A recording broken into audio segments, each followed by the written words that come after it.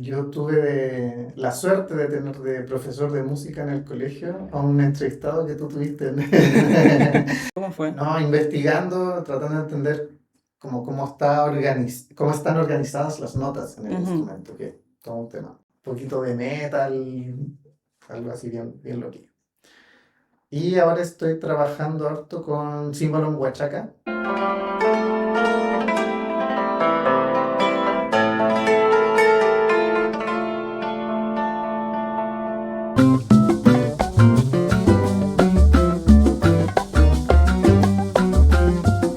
Hola Rodrigo, bienvenido a Dando Muela con la Lau. Muchas gracias por estar aquí.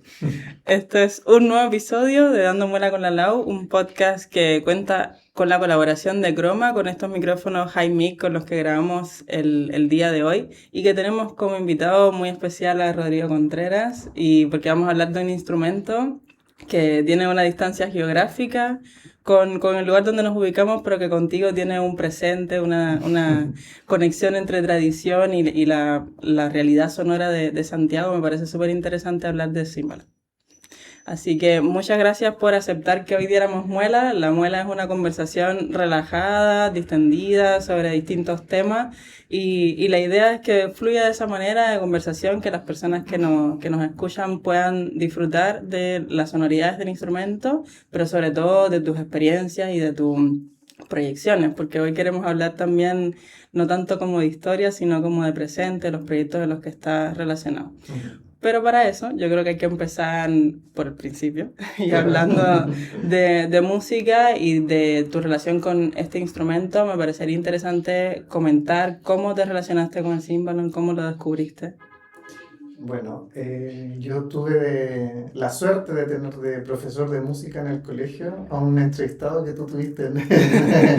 Ahí vamos conectando Sí, episodios. todo se conecta. Sí, Rodrigo Latorre fue mi profe de música en el colegio, como desde los 13 años, por ahí. Y Latorre venía trabajando con la mano ajena, empezando en esos momentos, estoy hablando del año 2002, 2003.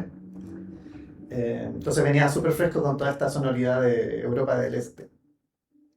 Y él en clases de música allá en el colegio nos mostró a Emil Kusturica, vimos un documental de él, vimos alguna película de él también, entonces apareció la música de Goran Bregovic, etc.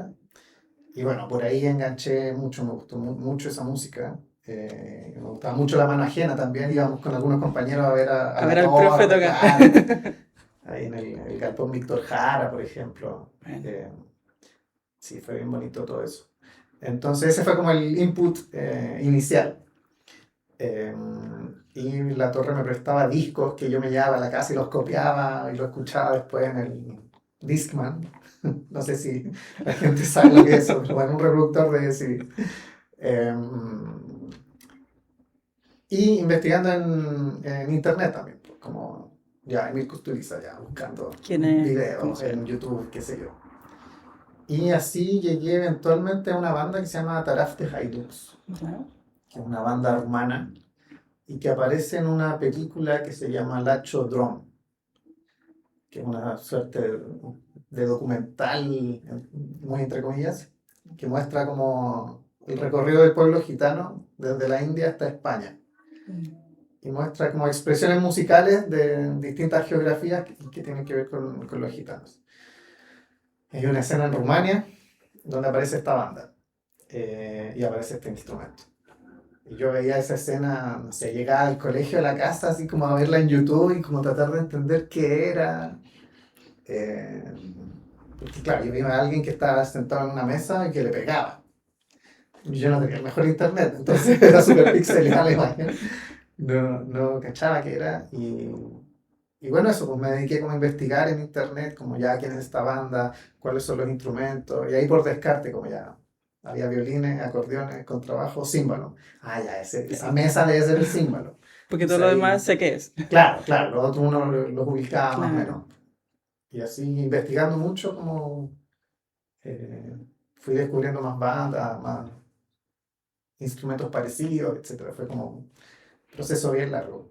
Hagamos el resumen de qué es el címbalo, si bien lo tenemos acá en el podcast, que para quienes lo estén viendo ya tienen una imagen del instrumento, pero quienes solo lo escuchan dirán, ya, ¿y de qué están hablando estos dos?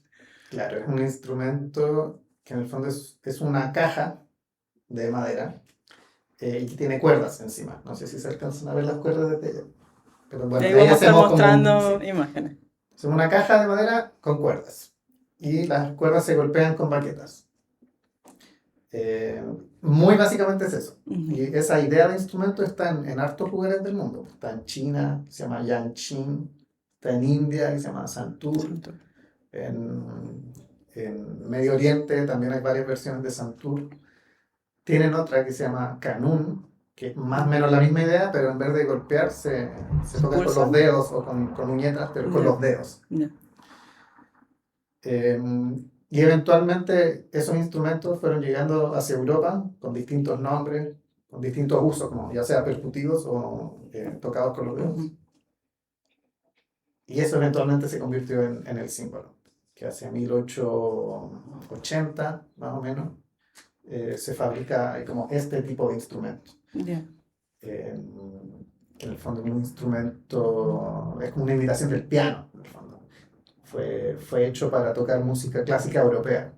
Se adapta a la afinación cromática del instrumento, que es originalmente diatónico. Tiene como poquitas posibilidades en cuanto a moverse por tonalidades, ¿no? Eso más o menos es el címbalo. ¿Y cómo tuviste tu primer címbalo? Porque imagino que, o sea, hablaste de Rodrigo y una persona que también tiene mucha curiosidad como buen coleccionista de instrumentos, pero ¿cómo llegaste tú a obtener tu propio címbalo, a que pudieses practicar en él? Pues me imagino que este es tu primer címbalo, o sea, ¿mantienes el primero que obtuviste? Sí, no, tuve otro más pequeño antes. Pero claro, entre que yo conocí el instrumento en YouTube y que tuve uno, pasaron muchos años. Yo estaba en el colegio y después cuando estaba en la universidad, en el último año de la licenciatura, unos amigos, la Javi, el Lucho, el Pancho, que siempre estaré muy agradecido de eso, ellos iban a Hungría a un festival. Y me contaron, no, llevamos a Hungría, y yo, aquí está la mía. Ha llegado a mi momento. Y empecé a contactar a luthiers allá y logré encontrar uno y comunicarme con él de alguna manera, porque ella esta persona por lo menos no habla inglés. Bueno, hice los contactos y los chiquillos me hicieron la paletea de la vida de traerme un címbalo que es más pequeño, no es como este es como enorme. Es como así. Pesa, como más de mesa. Claro. Pesa unos 13 kilos. Igual, entonces, tremenda ayuda. Sí, pues, o sea, claro, yo tenía ahorros, qué sé yo, me conseguí plata, fue un, tomen, por favor, cómprenmelo. Lo fueron a buscar y me decían, oye, ya lo tenemos, pero, o sea, igual es grande, como que no sabemos cómo llevarlo. Y lo envolvieron como con espuma, cartón, plástico, y lo echaron abajo con las maletas. Y las patas del instrumento, porque también tiene patas, pero 3 solamente, cada uno echó una pata en su maleta. Y así cruzando los dedos para que llegara. No, llegó bien. Llegó súper bien. Fue la paleteada de la vida que hicieron y claro, me permitió empezar a tocar por primera vez, ¿no? Y eso me genera la duda, ¿cómo empezaste a tocar el címbalo? O sea, ¿a través de estos mismos videos de YouTube empezaste a imitar o tenías como otras fuentes, un profesor a distancia? ¿Cómo fue? No, investigando, tratando de entender cómo están organizadas las notas en el instrumento, que es todo un tema. Y se me olvidó mencionar que antes de ese címbalo yo tuve un Santur, que después lo puedo mostrar, lo tengo en la pared de allá. Yo lo sé bien. Que es mucho más chiquitito, es como así. Estábamos trabajando en una obra de teatro con un compañero amigo ahí de la U, y una tía de él, por el trabajo, andaba en Turquía. Y fue como, oye, ¿y si nos trae un Santur para la obra de teatro en la que estamos trabajando para tener otro instrumento? Y nos hizo esa paleta. Entonces, ese Santur yo lo afiné como címbalo, dentro de lo que se podía, porque son muchas menos cuerdas. Y las dimensiones también. Claro. Pero claro, vi un con un documento que decía como el címbalo se afina así y te Ujú. muestra como todas las cuerdas y qué nota es cada una. Ya. Y empezaste a seguir Y ese fui principio. moviendo los puentes del Santur para poder hacer eso. Y claro, y ahí yo empecé a tocar címbalo. Ya. Hice como los primeros temas, trataba de ir sacando cosas. Y cuando llegó este címbalo pequeño de Hungría, fue como ya, voy a adaptar lo mismo que hacía en el Santur, que era pequeñito, acá. Y así fue. Y la técnica, porque estás hablando justo no solo de la dimensión, pero aunque sea todo percutido, debe haber una técnica de interpretación que la fuiste averiguando también con el tiempo. Debe haber una técnica. Ya. Al principio tú Debe no haber había... alguna, yo no, claro, y mintiendo, como tratando de tomar las baquetas, de no, mirando videos como, Ujú. ya se toma como, no sé, una baqueta de batería se toma así, o Ujú. ni siquiera lo sé. Pero esta uno la toma entre medio de estos dos dedos. Ya, para eso tienes a como Sí, un claro. canal que tiene Entonces, ahí. como imitando eso y. Nada, mintiendo, como teniendo muchas ganas de tocar y haciéndolo. Fue como eso, en verdad. ¿Y qué repertorio tocas? O sea, ¿has tocado y tocas en el instrumento? ¿Todo relacionado con Hungría o estás trabajando otras cosas? Claro, en verdad partí componiendo, Mm. como tratando de, lo que lograba entender de esta música que me gustaba, imitarlo Ya, y tocar. Y después con el tiempo estudiando, claro, un poco de música húngara, música de Rumania, música gitana de toda la zona de los Balcanes, de Europa del Este, y música chilena también.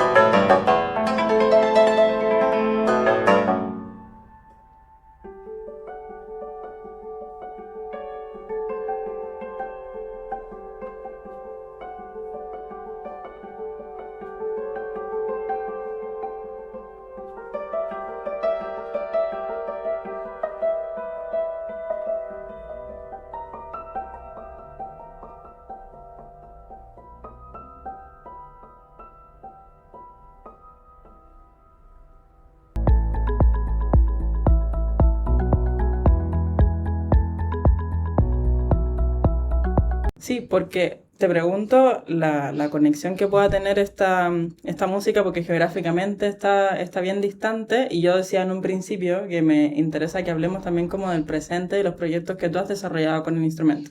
Ahora que tenemos el contexto y que luego podríamos hablar un poquito más de este orden de las notas, porque no tiene el mismo principio, pero quizás eso puede quedar un poquito más adelante en la conversación, porque ahora me da mucha curiosidad que cuentes los proyectos en los que te has relacionado o has insertado al címbalo. Claro, yo viví en Hungría un tiempo porque me fui a estudiar. Ya. Me quedé varios años en Europa, en distintos países, y empecé tocando estas músicas más gitanas, Ujú. como te contaba. Y bueno, eventualmente volví a Chile y me puse a trabajar en distintos proyectos. Hicimos una colaboración con una banda que se llama Dúo Octantis, que es un dúo de amigos ahí de la Universidad de Chile. Teclados electrónicos y batería. Y con ellos grabamos un disco, así cuando yo llegué y empezamos a hacer eso, fue súper entretenido. Ganamos una convocatoria ahí en el GAM para grabar en el estudio del GAM. Súper. Y eso fue un proyecto como jazz electrónico, un poquito de metal, algo así bien loquillo. Y ahora estoy trabajando harto con Cimbalom Huachaca, que es una banda de jazz huachaca. Tomamos ahí a don Roberto Parra como referente, Lalo Parra, Violeta Parra, obviamente. Y lo pasamos por este instrumento con saxo y guitarra y contrabajo. Ya, el instrumento que haría las líneas melódicas sería entonces el címbalo, ¿o no? El saxo principalmente. Ah, el saxo. El címbalo está ahí acompañando, pero también tiene, claro, algunos roles más Ya. principales en algunos temas. Es súper versátil. Súper. Eso principalmente. Y a un taller de música gitana, tocamos el repertorio de esa película de la que hablé en un Ya. principio, estamos tocando eso. Súper. Y nos juntamos aquí mismo, en el living, con un grupo de gente y vamos practicando repertorio gitano rumano en este momento. Buenísimo. Tú pasaste un poco por encima contando el hecho de vivir en Europa del Este, en los distintos países, y yo creo que yo como migrante siempre que escucho en una conversación que alguien se fue a vivir, a estudiar, a trabajar a otro país, siento que conecto mucho con ese punto de la historia porque uno sabe lo mucho que le cambia a uno la perspectiva en la vida, musicalmente, personalmente, son muchos aspectos.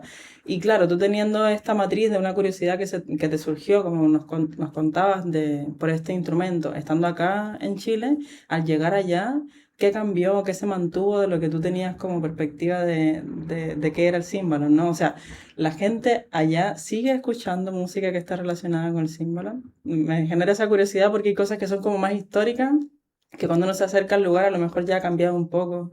Cuéntanos un poco cómo suena allá. Claro, yo me fui. Obviamente yo escuchaba mucha música de allá Ujú. antes de irme, bueno, y sigo haciéndolo, pero en ese momento yo no tenía la claridad de, esto es de Hungría, esto es de Rumania, o esto dentro de Rumania es de esta región. Ya.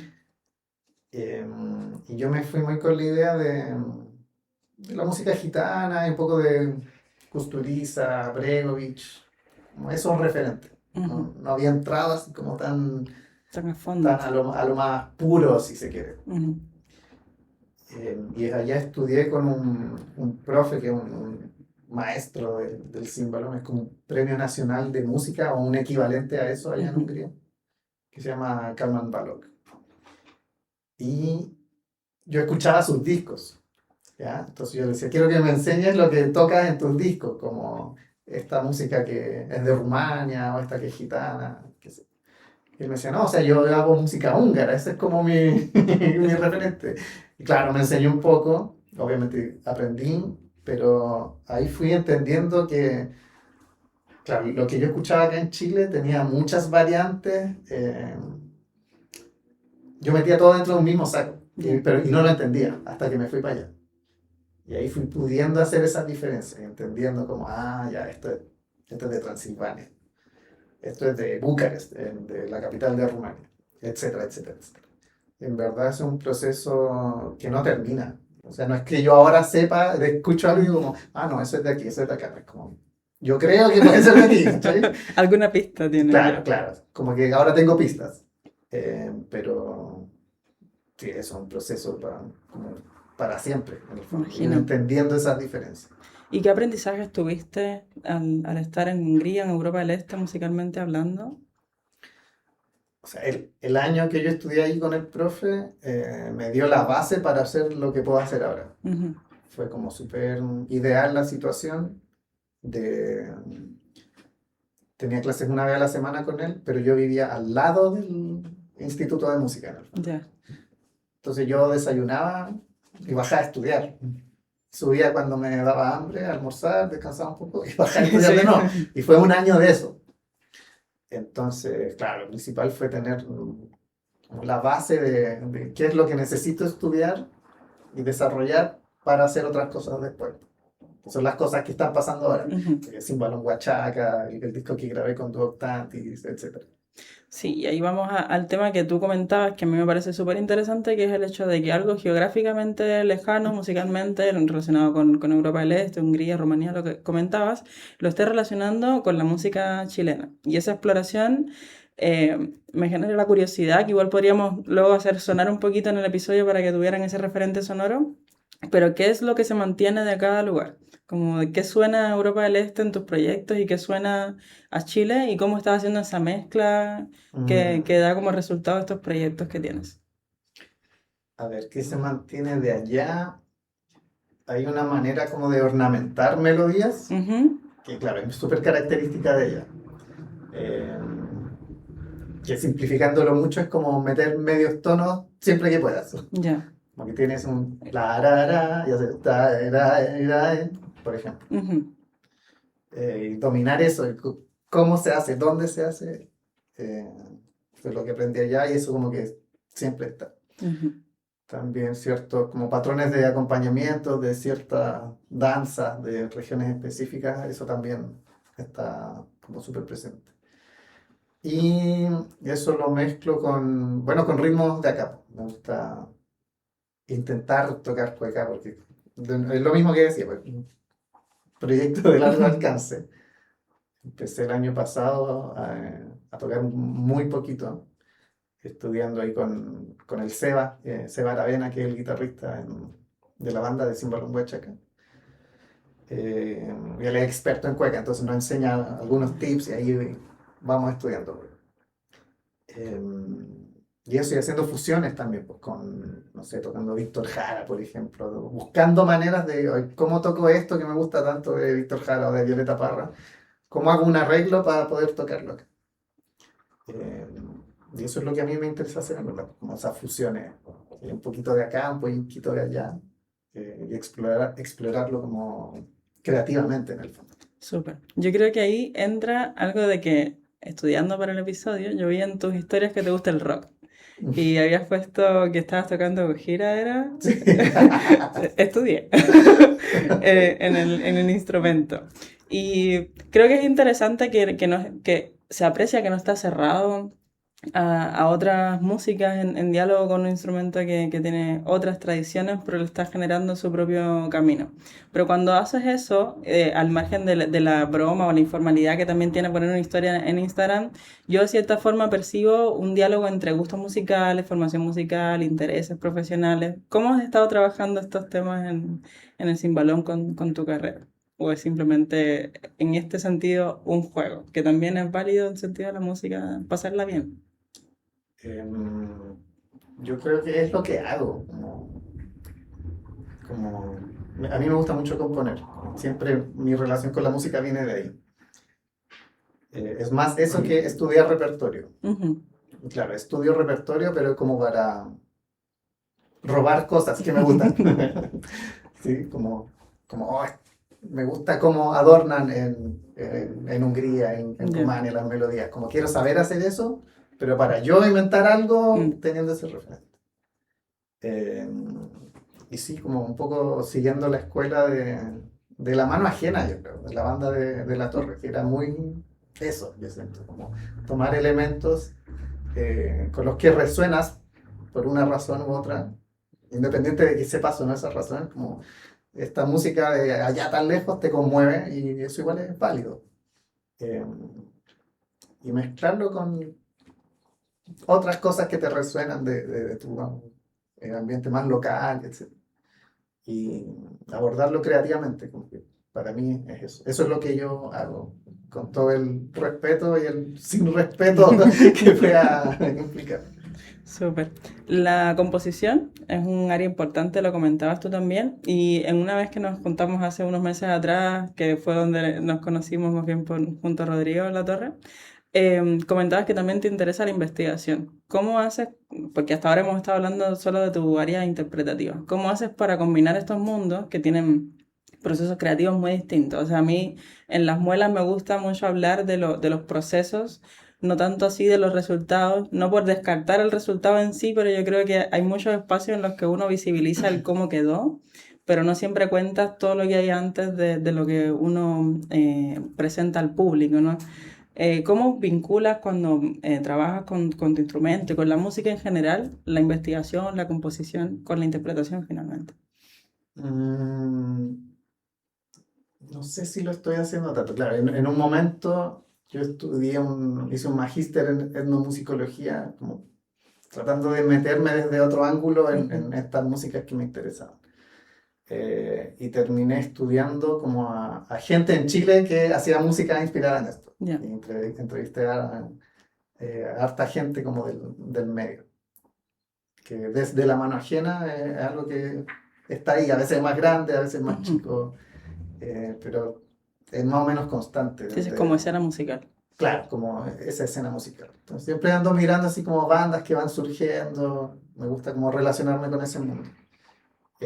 No lo he tomado desde esa tesis de este magíster como investigación académica formal y escribir, pero sí trato como de ir relacionándome con esas escenas más desde lo creativo, ¿okay? Desde buscar colaboraciones o formas de hacer proyectos juntos. Eso, por ejemplo, el año pasado hicimos una colaboración con una banda de Valpo, Córcora, una banda de chicas de allá. Le dije, oye, tengo un tema que compuse hace un tiempo, ¿le gustaría tocarlo? Sí, bacán, ya, y nos juntamos a ensayar unos meses y lo tocamos en diciembre y en enero. Y claro, y ahora las chiquillas siguen tocando ese tema y bacán, pues. Súper.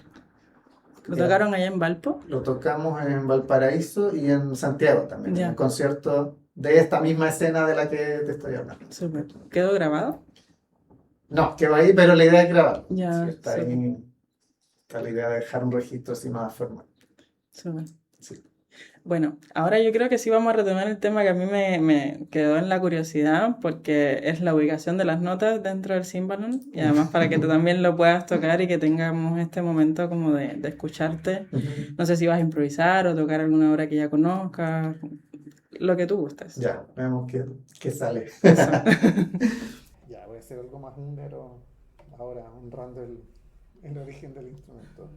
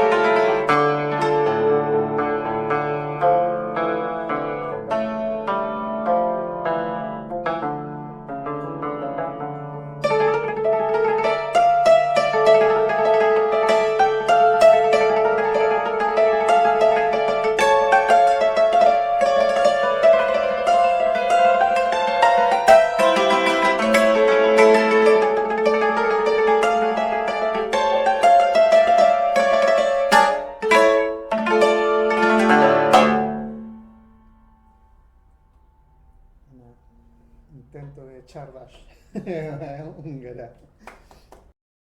Sí, pues bueno, el instrumento tiene como regiones, tiene los bajos, que son estas cuerdas más oscuras que se ven aquí, que tienen este sonido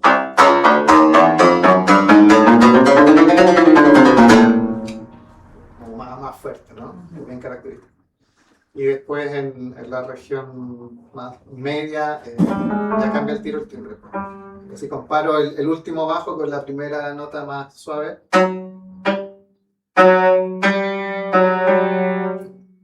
ya para la diferencia.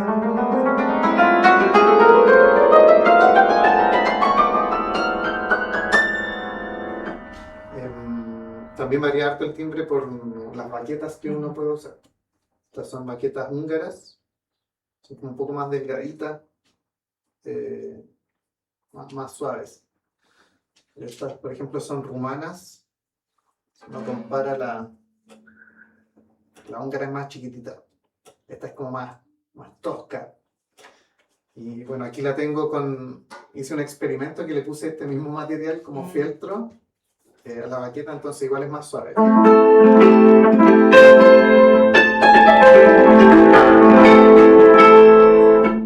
Pero igual ya es más fuerte que la otra. Y la tomada que tiene es como Con más más carácter. power, claro. Por ejemplo, para el video de Gojira, que decía, Sí, creo que lo hice con esta, esta. Eso, y te puedo comentar, aprovechando que está la cámara cerquita, el tema de la disposición de las notas, que Sí. es todo un mundo. El instrumento así como original, entre comillas, el que era diatónico, en el fondo es como de aquí para allá, y con muchas menos cuerdas. Lo que tiene particular el címbalo es que tiene órdenes de cuerdas. Por ejemplo, esto que está aquí son 4 cuerdas distintas y dan todas una misma nota. Pero también hay cuerdas que, por ejemplo, este también es una misma cuerda. O sea, es un mismo orden de cuerdas. Son 4 cuerdas distintas. Pero está este fierrito aquí al medio, que lo que hace es que corta la cuerda en 2 segmentos distintos que te dan una nota distinta. Por ejemplo, acá tengo un sol, un do, y al otro lado un sol. Y por acá arriba, la misma idea, pero con 2 puentes. Este que está acá, y este que está acá. Entonces, por ejemplo, tengo esta cuerda, me da un fa, al otro lado del puente me da un sol, y al otro lado de este puente me da un re, o algo así como un re. Y el instrumento está hecho de tal manera que combinas esta idea de usar puentes para cortar la cuerda para tener el total cromático. Yeah. Y claro, no es como el piano o la guitarra que tú partes de izquierda a derecha y tienes todas las notas, sino que partes como desde donde estoy yo, como hacia allá, con algunos giros Sí. para tener todas las notas. Por ejemplo, acá tengo el do central. Si quiero ir a ir por do mayor. Voy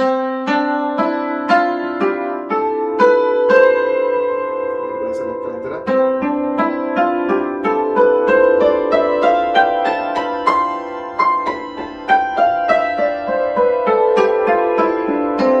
Entonces como que parto en un lado, en un lugar, voy hacia adelante, después me devuelvo como atrás, pero a mi izquierda, y ahora voy derecho, me muevo al lado, me vuelvo a mover. Y el revés. Claro. Si quiero ir cromático, ya me quedan notas como, miren mi mano izquierda y la derecha, como que están súper lejanas físicamente. ¿Sí? No como en el piano que el cromatismo está ahí al lado, o en la guitarra que es el espacio que viene.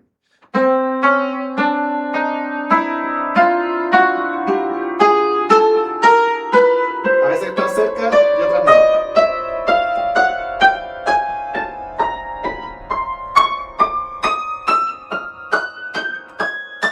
Oh, Entonces te tienes que aprender de memoria el camino, ¿no? claro, sí, porque tiene un principio totalmente distinto. Sí. ¿Y los cromatismos en este registro más grave? En el grave es más fácil, que esta es como la parte nueva del instrumento, Ya. la que se hizo en 1880. Nueva. ¿No? Claro. Y acá tienes una nota a un lado y la siguiente al otro. Ya. Se parto en un do y el re bemol lo tengo al otro lado. Y así.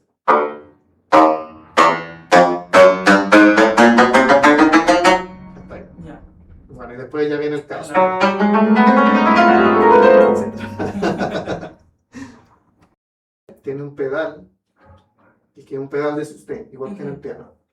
Y el pedal lo que hace es levantar estos apagadores. Estas barras de madera tienen como fieltro aquí abajo. Si yo no aprieto el pedal, suena como corto el sonido. Pero si aprieto el pedal, la cuerda queda vibrando y suena. Sigue vibrando hasta que yo lo corto nuevamente. De Cimbalón Huachaca, que el tema del mismo nombre de la misma banda, que fue el tema con el que empezamos la banda.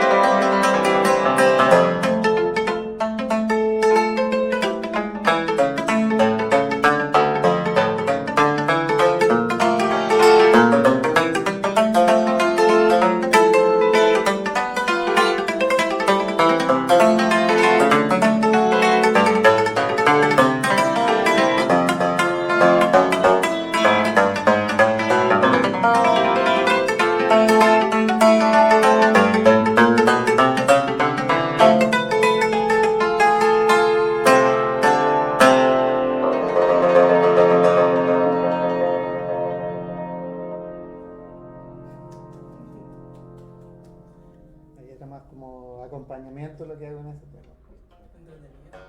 Y esa manera de tocar como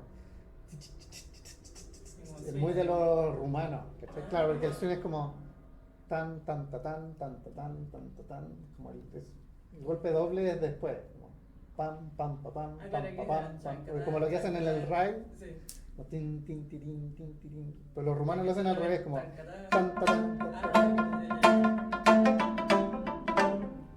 Por ejemplo, ese es uno de esos recursos que te hablaba más adelante, ¿cachai? Como, qué bacán, ¿cómo hacen los rumanos esta cuestión? Obviamente en el jazz Huachaca.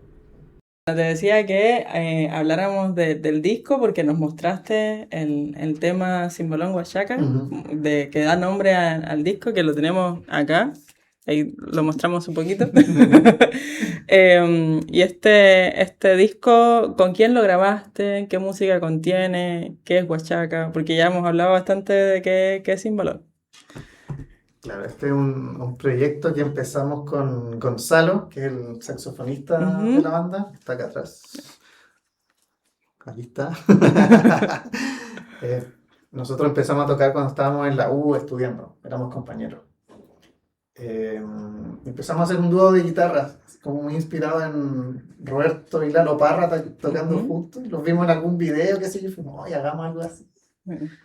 Y un poco el mismo procedimiento del que te hablaban antes, como agarrar cosas que nos gustan y componer, como inspirado en eso. Y eso, estuvimos tocando un tiempo, cuando estábamos en la U, hace rato igual.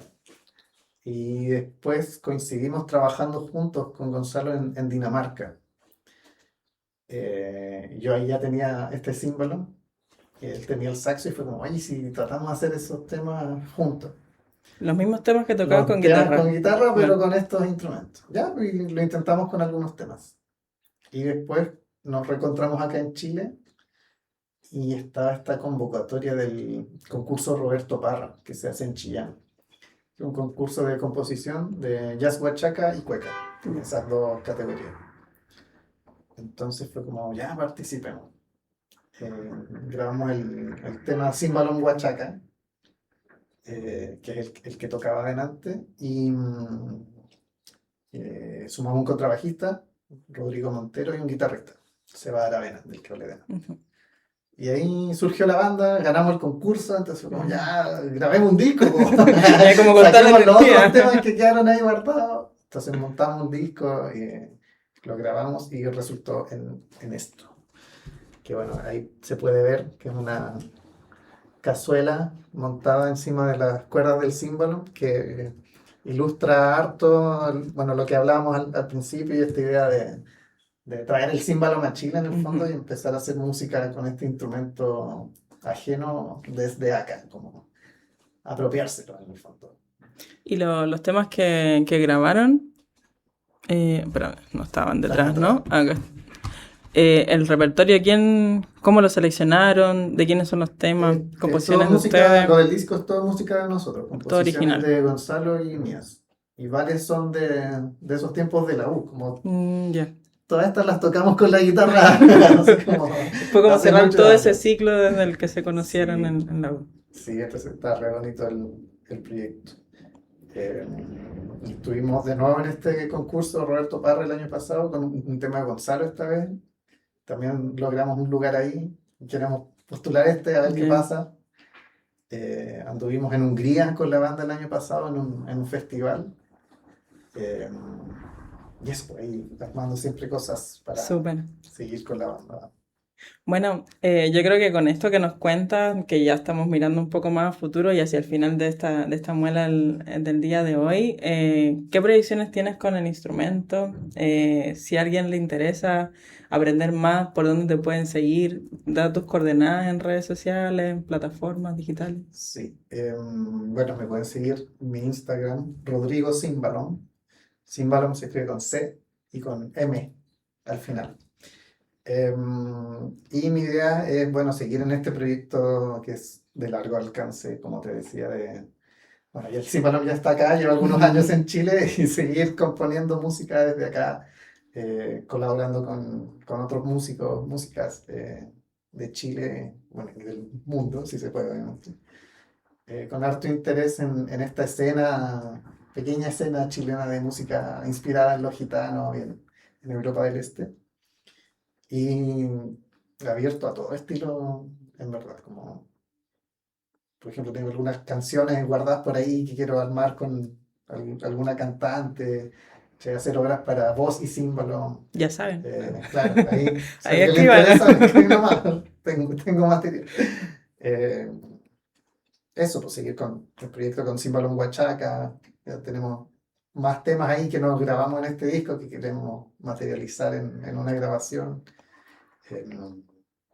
Etcétera. Y bueno, y seguir componiendo con el símbolo, Se básicamente. vienen hartas cositas, muchos éxitos. Y gracias por el tiempo para dar muela, llegar a dando muela con la Lau y más bien abrirnos tu espacio para escuchar tu instrumento, para escuchar tu experiencia, tu música y estos proyectos que llevas que son súper interesantes. Así que muchas gracias. No, aquí por estar aquí. Bueno, y ustedes ya saben, sigan la muela en los comentarios. Agradecidos siempre de que nos escuchen, de que nos vean. Deja tu like, suscríbete, porque eso ayuda a que el proyecto siga llegando a estas conversaciones que tenemos con tan buenos invitados. Nos vemos en un próximo capítulo. Chao.